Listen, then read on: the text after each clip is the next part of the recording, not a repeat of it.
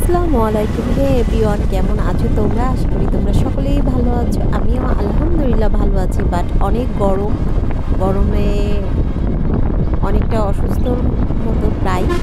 তো যাই হোক, আমি সকাল সকাল পহেলা বৈশাখের সাজ দিয়ে চলে আসছিলাম ময়ূর আবাসিকে। তো ময়ূর আবাসিকের আসার কারণ সকাল সকাল কেন, কারণ হচ্ছে গিয়ে যে প্রচণ্ড পরিমাণ গরম, বাট এই গরমে বিকালে সাজা ইম্পসিবল। তো সকাল সকাল বের হয়ে গিয়েছি, বের হয়ে একটু ফটোশ্যুট করেছি, একটু ভিডিও করেছি। আর আসার সময় কোনো অটোই পাচ্ছিলাম না, তো এখন একটা ভ্যান পেয়েছিলাম, তো ভ্যানে চড়েই বাসার দিকে যাচ্ছি।